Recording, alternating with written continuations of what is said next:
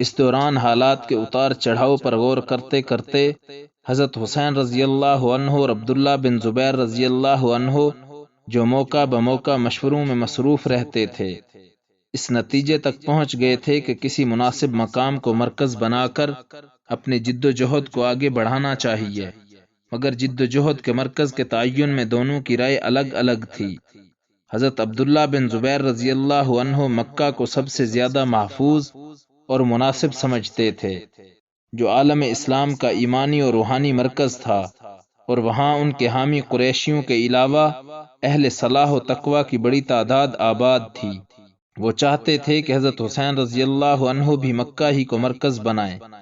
لیکن جس طرح حضرت حسین رضی اللہ عنہ کے پاس کوفہ سے مسلسل خطوط اور وفود آ کر اپنی پختہ حمایت کا یقین دلا رہے تھے، اس کے پیش نظر حضرت حسین رضی اللہ عنہ نے عراق جانے پر سنجیدگی سے غور کرنا شروع کر دیا تھا۔ اس کی پہلی وجہ یہ تھی کہ آپ کے نزدیک تحریک میں عوام کے جان و مال کا تحفظ بہت اہم تھا۔ حجاز کی بنسبت عراق میں افرادی قوت زیادہ تھی، اس لیے وہاں کم نقصان کے ساتھ غلبے کی امید کی جا سکتی تھی۔ دوسرے، آپ کو اپنی جان سے زیادہ حرمین کا تقدس عزیز تھا، جس کی خاطر حضرت عثمان غنی رضی اللہ عنہ نے صبر و تحمل کا کوہ گراں بن کر جان دی تھی، اور جس کی وجہ سے حضرت علی رضی اللہ عنہ نے دیار رسول کو چھوڑا تھا۔ حضرت حسین رضی اللہ عنہ کو یقین تھا کہ اگر وہ موسم حج کے بعد بھی مکہ میں ٹھہرتے ہیں تو ان کے خلاف سرکاری کارروائی ضرور ہوگی، جو چاہے کامیاب نہ ہو،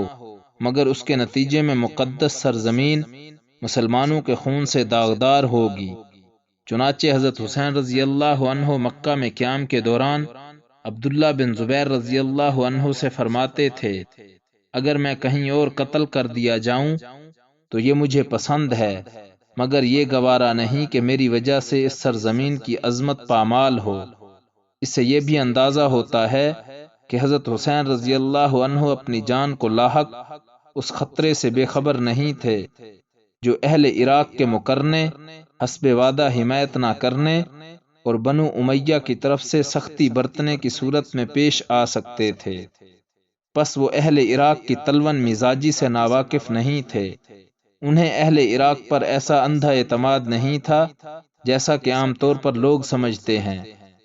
اسی لیے انہوں نے عراق جانے میں کوئی جلدی نہ کی۔ اس دوران یزید کی جانب سے بھی اپنی حکومت کا انعقاد ثابت کرنے اور جگہ جگہ بیعت خلافت لینے کا سلسلہ جاری تھا، جسے دیکھتے ہوئے ایک دوسرے نقطہ نگاہ کے مطابق اس کی خلافت منعقد ہو چکی تھی۔ مختلف شہروں میں گورنروں نے لوگوں سے بیعت لے لی تھی۔ سوال یہ ہے کہ اگر یزید کی خلافت کا انعقاد خلفائے راشدین کے طریقے کے مطابق نہیں ہوا تھا یا اس کا کردار قابل اعتراض تھا تو ان حضرات نے، جن میں صحابہ کرام اور تابعین بھی شامل تھے، بیعت کیوں کی؟ حقیقت یہ ہے کہ ان میں سے کچھ تو حضرت معاویہ رضی اللہ عنہ کے دلائل اور اجتہاد سے متفق تھے، اور کچھ نے شریعت کے ایک دوسرے حکم کی پیروی میں بیعت کر لی تھی۔ وہ حکم ہے اتحاد و اتفاق کو برقرار رکھنا اور افتراق سے گریز کرنا۔ یہ حکم قرآن و حدیث کی متعدد نصوص میں موجود ہے۔ اس اہم حکم کو پورا کرنے کے لیے بعض حالات میں معمول سے ہٹ کر کسی کمتر یا غیر افضل صورت کو ناگواری کے باوجود اختیار کر لیا جاتا ہے۔ بیعت کرنے والے اکابر کا یہی خیال تھا۔ حمید بن عبد الرحمن کی روایت ہے کہ یزید کے خلیفہ بننے کے وقت وہ ایک صحابی کے پاس گئے تو انہوں نے فرمایا، تم کہتے ہو کہ یزید امت محمدی کا بہترین فرد نہیں ہے، علم و فقاہت اور مرتبے میں سب سے اعلیٰ نہیں، میں بھی یہی کہتا ہوں، مگر اللہ کی قسم میں امت محمدیہ کے متحد رہنے کو اس کے منتشر ہونے پر ترجیح دیتا ہوں۔ اکابر کی بیعت پر آمادگی کی ایک وجہ یہ بھی تھی کہ اس وقت یزید کی شہرت ویسی نہیں تھی جیسے بعد میں سانحہ کربلا، واقعہ حرہ اور حصار کعبہ جیسے ان منٹ داغ اس کے دامن پر لگ جانے کے بعد ہوئی، بلکہ تخت نشینی کے وقت تو وہ اپنے بعض عیوب کے باوجود ایک صحابی کا بیٹا، ایک نیک و صالح خاندان کا فرد اور ایک اعلیٰ نسب شہزادہ سمجھا جاتا تھا، اس لیے بہت سے اکابر خدشات کو نظر انداز کر کے نیک امیدیں وابستہ کرنے کی گنجائش سمجھ رہے تھے۔ چنانچہ یزید کا نمائندہ بیعت لینے جب عبداللہ بن عباس رضی اللہ عنہ کے پاس مکہ پہنچا تو انہوں نے حاضرین سے کہا، اللہ کی قسم معاویہ اپنے سے پہلے خلفاء کی طرح نہیں تھے، مگر ان کے بعد ان جیسا بھی کوئی نہیں آئے گا۔ یقیناً ان کا بیٹا یزید ان کے نیک کنبے کا فرد ہے، لہٰذا آپ سب اپنی اپنی جگہ آرام سے بیٹھے رہیے گا،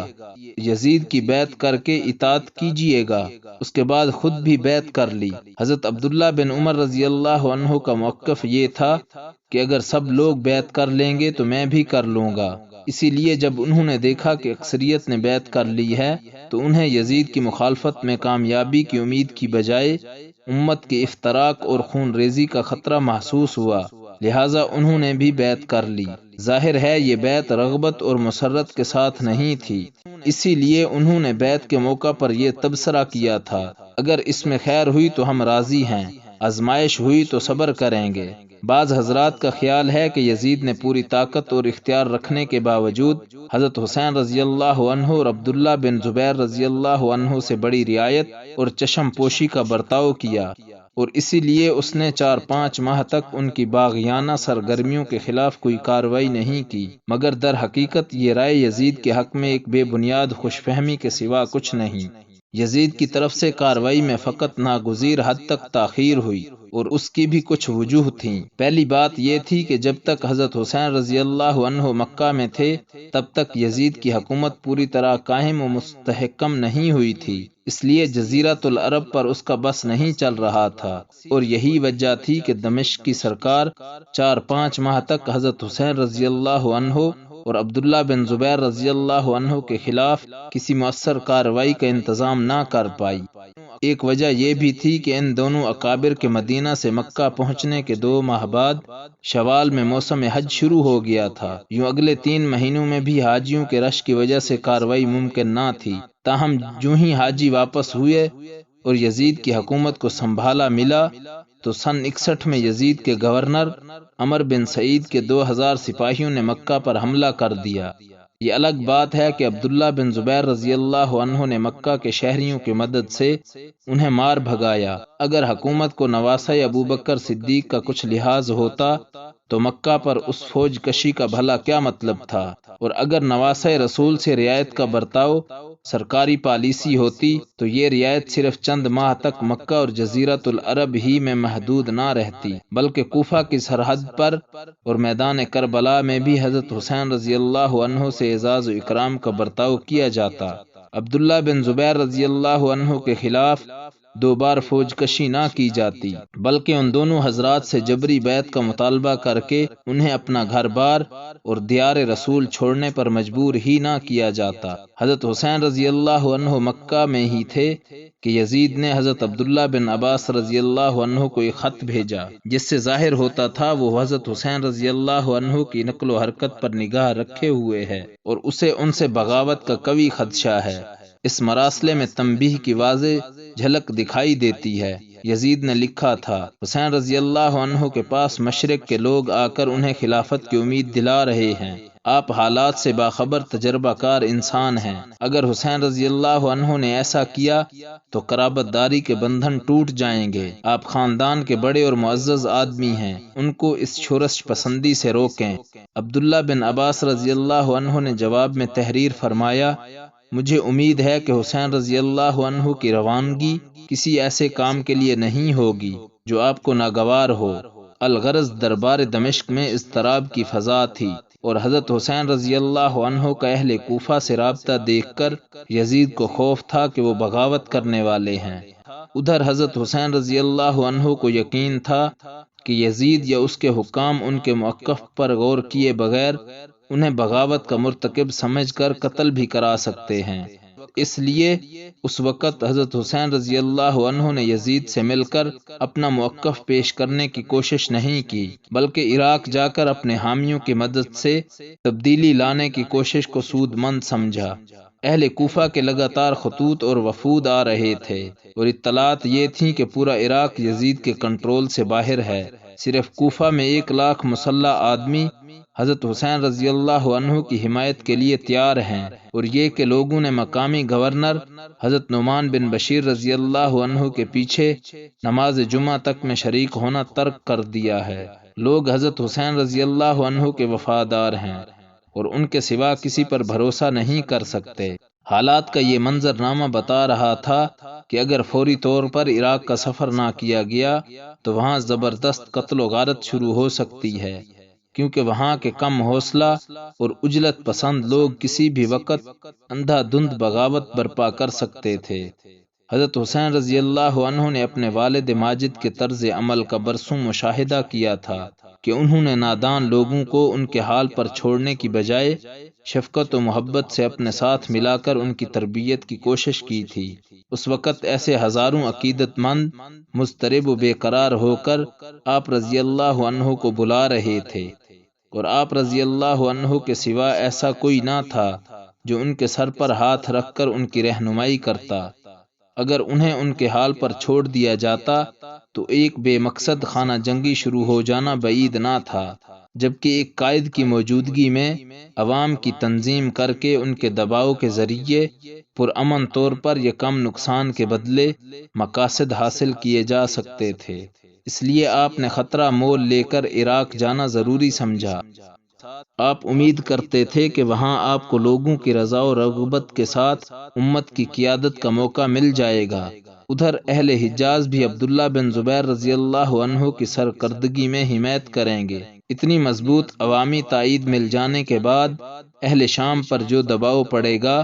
اس کے باعث یا تو وہ مفاہمت کر کے نظام کی اصلاح پر تیار ہو جائیں گے اور بلا جنگ و جدل ایک مثالی حکومت قائم کی جا سکے گی، اور اگر اہل شام نہ مانے تو عراق اور حجاز کی مشترکہ طاقت کسی بڑے جانی و مالی اتلاف کے بغیر انہیں مغلوب کر لے گی۔ سن 60 میں جب حضرت حسین رضی اللہ عنہ کوفہ جانے کا سوچ رہے تھے، تشیع اپنی ابتدائی شکل میں تھا۔ روافض کا اتنا چرچا تھا، نہ وہ کوئی الگ شناخت رکھتے تھے۔ حضرت حسین رضی اللہ عنہ جن لوگوں کی دعوت پر کوفہ جانا چاہتے تھے وہ صحیح العقیدہ مسلمانوں کے طور پر معروف تھے، اور ان میں بعض بڑے نیک نام اور مخلص لوگ بھی تھے۔ عام مسلمانوں سے ان کے نظریے کا فرق فقط اتنا تھا کہ یہ لوگ حضرت علی رضی اللہ عنہ کو حضرت عثمان رضی اللہ عنہ پر فضیلت دیتے تھے۔ تاہم بعد کے حالات بتاتے ہیں کہ کوفہ کے ایسے بعض نیک اور مخلص لوگ بھی کسی سازش کے اعلی کار بن گئے تھے۔ سازش بہت پختہ اور طے شدہ تھی، اور اس کا مقصد مسلمانوں میں خانہ جنگی شروع کرانے کے سوا کچھ نہ تھا۔ سازشی عناصر جانتے تھے کہ حضرت حسین رضی اللہ عنہ محض امت کی خیر خواہی کے لیے کوفہ تشریف لائیں گے۔ دوسری طرف انہیں یہ بھی معلوم تھا کہ یزید اور اس کے حکام حضرت حسین رضی اللہ عنہ سے بدگمان ہیں اور انہیں شورش پسند یقین کیے ہوئے ہیں۔ تیسرے یہ بھی عیاں تھا کہ کوفہ کے سادہ لوح عوام بنو ہاشم سے محبت ضرور کرتے ہیں، مگر امتحان کے وقت یہ لوگ ہمیشہ پیچھے رہ جاتے ہیں۔ سازشی عناصر کا لاہ عمل یہ تھا کہ حضرت حسین رضی اللہ عنہ کسی طرح کوفہ کا رخ کر لیں، اس سے پہلے کوفہ میں کچھ نہ کچھ ہنگامہ آرائی کرا کے حکومت کو پختہ یقین دلا دیا جائے کہ حضرت حسین رضی اللہ عنہ اور ان کے رفقا آمادہ پیکار ہیں۔ نتیجے میں حکومت کسی تدبر کا ثبوت دیے بغیر سخت کارروائی کر بیٹھے اور حضرت حسین رضی اللہ عنہ شہید کر دیے جائیں۔ ان عناصر کو یقین تھا کہ اگر حکومت کی طرف سے سخت کارروائی ہوئی تو اس وقت اہل کوفہ اپنی سرشت کے مطابق مدد میں پہلو تہی کریں گے اور کوئی بڑا سانحہ رونما ہو کر رہے گا۔ یہ درست ہے کہ ہمارے پاس سازش مرتب ہونے کا کوئی ایسا تاریخی ثبوت نہیں ہے جس میں لکھا ہو کہ فلاں نے اس قسم کا منصوبہ ترتیب دیا، مگر بعد کے حیرت ناک واقعات کا تسلسل یہ بتاتا ہے کہ سب کچھ اتفاقاً نہیں ہوتا چلا گیا، بلکہ پس پردہ کچھ ہاتھ تھے جو معاملے کو بدترین صورت تک لے جانا چاہتے تھے، اور بلا شبہ وہ کوفہ ہی کے بعض لوگ تھے۔ اسی وجہ سے عبداللہ بن عمر رضی اللہ عنہ اور دیگر صحابہ سانحہ کربلا پر اہل کوفہ کو مطعون کیا کرتے تھے۔ ہم اس سازش میں شریک کسی فرد کا نام یقین سے نہیں لے سکتے، مگر اندازہ یہ ہے کہ جن لوگوں نے خطوط بھیجے تھے یہ انہی میں سے کچھ کی سازش تھی۔ اگرچہ خطوط بھیجنے والے کئی کوفی رؤساء نیک سیرت تھے اور خانوادہ علی رضی اللہ عنہ سے سچی عقیدت رکھتے تھے، انہیں بلا ثبوت اس سازش میں شریک نہیں سمجھا جا سکتا، مگر سازشی لوگ بھی ان میں ضرور شامل تھے۔ اکابر حجاز اہل کوفہ کی تاریخ سے اچھی طرح واقف تھے، اس لیے جب سفر کا ارادہ کرتے ہوئے حضرت حسین رضی اللہ عنہ کے دیگر اکابر سے مشورے ہوئے تو سب نے کوفہ کو خطرناک قرار دے کر آپ کو حجاز میں ہی رہنے کا مشورہ دیا۔ ان خیر خواہوں میں عبداللہ بن زبیر رضی اللہ عنہ بھی تھے۔ انہیں جب آپ کا عزم معلوم ہوا تو بے اختیار بولے، آپ کہاں جائیں گے؟ ان لوگوں کے پاس جنہوں نے آپ کے والد کو قتل کیا، آپ کے بھائی کا ساتھ نہ دیا۔ حضرت حسین رضی اللہ عنہ نے فرمایا، اگر میں ادھر ادھر قتل بھی کر دیا جاؤں تو یہ مجھے پسند ہے، مگر یہ گوارا نہیں کہ میری وجہ سے اس سرزمین کی عظمت پامال ہو۔ اس روایت سے چند اہم باتیں ثابت ہوتی ہیں۔ حضرت حسین رضی اللہ عنہ کو حجاز میں اپنے مقصد کے لیے سازگار مواقع کی امید نہ تھی۔ انہیں ڈر تھا کہ حکومت انہیں ان کے موقف سے انحراف پر مجبور کرے گی۔ اپنی رائے پر ثابت قدمی کی پاداش میں قتل کا خدشہ بھی لاحق تھا۔ یہ خدشہ کسی اور جگہ چلے جانے میں بھی موجود تھا، مگر آپ کو یہ گوارا نہ تھا کہ حرم میں خون ریزی ہو۔ عبداللہ بن زبیر رضی اللہ عنہ حضرت حسین رضی اللہ عنہ کے انتہائی مخلص تھے اور انہوں نے آپ کو کوفہ جانے سے منع کیا تھا۔ اس کے برخلاف جن روایات میں آیا ہے کہ انہوں نے حضرت حسین رضی اللہ عنہ کو عراق جانے پر اکسایا تھا تاکہ حجاز پر خود قبضہ جما لیں، وہ انتہائی ضعیف ہیں اور سکہ راویوں کی روایت سے تعارض کے باعث ناقابل قبول ہیں۔ جب خطوط اور وفود کا تانتا بندھ جانے سے حضرت حسین رضی اللہ عنہ کو محسوس ہوا کہ کوفہ جا کر آپ رضی اللہ عنہ کے نیک عزائم پورے ہو سکتے ہیں تو آپ رضی اللہ عنہ نے وہاں جانا طے کر لیا، مگر خود جانے سے قبل احتیاط سے کام لیتے ہوئے اپنے چچا زاد بھائی مسلم بن عقیل کو کوفہ روانہ کر دیا تاکہ وہ اپنی آنکھوں سے وہاں کی صورتحال دیکھ بھال لیں۔ مسلم بن عقیل کوفہ پہنچ کر شہر کے ایک مخلص مسلمان ہانی بن عروہ کے ہاں مہمان ہوئے۔ اہل کوفہ بڑی تعداد میں ان کے گرد جمع ہو گئے۔ کوفہ کے گورنر نعمان بن بشیر رضی اللہ عنہ ایک عالم فاضل صحابی تھے، سن 2 میں پیدا ہوئے، 114 حدیثوں کے راوی اور بہترین خطیب تھے۔ مسلم بن عقیل کی آمد اور ان کی سرگرمیوں سے واقف ہونے کے باوجود نعمان بن بشیر رضی اللہ عنہ نے ان پر کوئی روک ٹوک نہ کی۔ کوفہ کے بعض سخت مزاج افسران نے نعمان بن بشیر رضی اللہ عنہ کی اس کشادہ روی پر تنقید کی اور انہیں کمزوری کا طعنہ دیا۔ انہوں نے فرمایا، اللہ کی اطاعت کی حدود میں رہ کر کمزور کہلانا مجھے پسند ہے، مگر یہ گوارا نہیں کہ اللہ کی نافرمانی کر کے طاقتور کہلاؤں۔ اس سے ظاہر ہے کہ حضرت نعمان بن بشیر رضی اللہ عنہ بھی مسلم بن عقیل اور حضرت حسین رضی اللہ عنہ کی سرگرمیوں کو فتنہ و فساد نہیں سمجھتے تھے۔ ظاہر ہے وہ گورنر تھے، ان کے پاس ساری اطلاعات پہنچ رہی ہوں گی۔ اگر حقیقت میں مسلم بن عقیل کسی مسلح بغاوت کی تیاری کر رہے تھے تو یہ بات ان سے چھپی نہیں رہ سکتی تھی اور وہ اس پر ضرور قدغن لگاتے۔ مسلم بن عقیل نے ان حالات میں حضرت حسین رضی اللہ عنہ کو اطلاع بھیج دی کہ 12,000 افراد بیعت کر چکے ہیں، آپ تشریف لے آئیں۔ ایک روایت میں ہے، تمام کوفہ والے آپ کے ساتھ ہیں، آپ جو ہی میرا خط پڑھیں تشریف لے آئیے۔ یہ مراسلہ 11 ذی القعدہ سن 60 کو روانہ کیا گیا تھا۔